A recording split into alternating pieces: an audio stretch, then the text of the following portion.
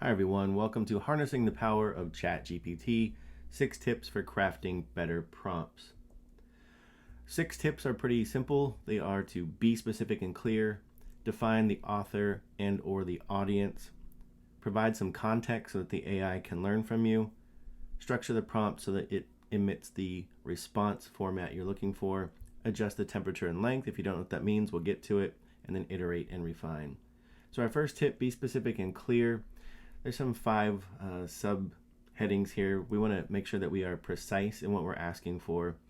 Ask direct questions. Don't think of it as a like search engine like Google where you're just kind of entering your search engine optimization words. Ask the question you're looking to get answered specifically. Include some details, eliminate ambiguity, and demand depth. So what we mean by that is how much of it do you want to know, or what specifically do you want to know? So some examples here. On the left is just a generic prompt. Tell me about July 4th. And it does a pretty good job of that. But we can be more specific. And we can tell it that it's an elementary teacher and that we are a 3rd grade student. So now tell me about July 4th in terms of American history. Tip 2, define the author or the audience. So who's the speaker, as you just saw in the last one, and we'll come back to that. You can tell it to act as anybody. You can tell it to act as your favorite author. You can tell it to act as a historical figure, a made-up figure. You specify who the speaker is. Identify the audience, who's supposed to be reading this or learning from this. And then the tune and the tone. So you can tell it to give a sense of humor, have a professional tone. You can change the tone after you get a response, and we'll look at some examples of that as well. Tip 2 examples. So again, we just looked at you're an elementary teacher and I'm a 3rd grade student, talk to me. But now you can change that to, now tell me the story from Ben Franklin's point of view. So you can tell it to act as anybody you want it to. You can have it talk to a group of PhD students. You can tell it to act as a CEO and talk to middle managers. So you kind of define the audience there. Our tip 3, provide context. So what is the situation that ChatGPT should respond to? And again, mention any kind of background information and be as specific as possible. It's okay to have a very long prompt. Set the stage so that it knows if you've had previous discussions, or it should assume that a previous discussion has been had either with the AI or with other people. And then indicate the time or the setting. What should this look like, or what is the setting, so that it knows how to respond in tone. Examples. So sticking with July 4th, tell me about July 4th from the perspective of a British naval officer, and you'll even see that it starts to plug in some British type words in its vernacular there. And then it also looked at what the perspective would be for an American soldier. So it gives you some different ideas. And again, I could be much more specific, but I'm just trying to provide some examples here.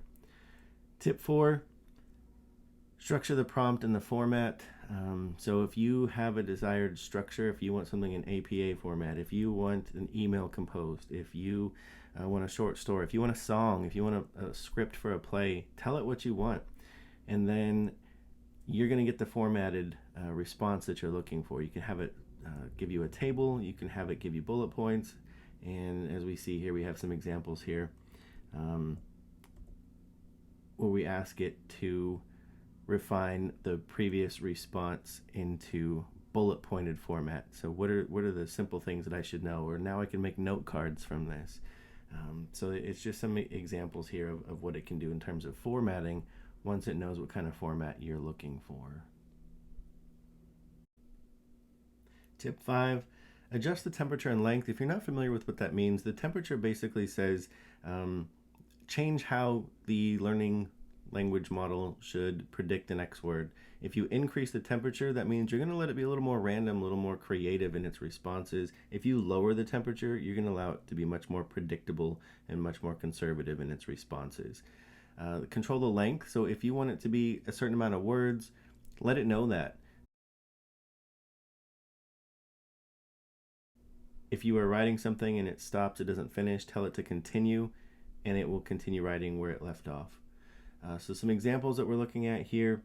I've asked it to lower the temperature of something that it wrote, and so we see that it gets much more predictable and much more conservative. But if you look at the now increase with the temperature, it gets much more creative. They take off in a rocket ship, etc. So you can play with that to get the output that you're looking for in its responses. Tip 6, iterate and refine. So once you get a response from ChatGPT, you can have it resend or regenerate its response. Or if it tells you something that you weren't looking for, tell it, no, that's not what I was looking for. Please focus on something else. And then it's continual learning. So whatever you're putting into the same thread, it learns from that thread and it continues the conversation from that thread. So you can do things like tell it to, based on our prior conversation or based on previous inputs. And so we've seen that throughout this particular slide deck here. We have continued to talk about July 4th and then change different ways that we've been working within that July 4th. So we asked it to look for the previous conversation through Ben Franklin's perspective. And then I also said, is there anything else that I, as Ben Franklin, should have wanted inside of the Declaration of Independence that maybe didn't come through? And it tells me about that. So we're going to continue this conversation with upcoming videos. If you are an educator specifically, we're going to look at different specific prompts that you can input in order to help expedite your process of planning and personalized learning for your students. And you can find the link on the website to these 6 tips in the description below. We'll see you then.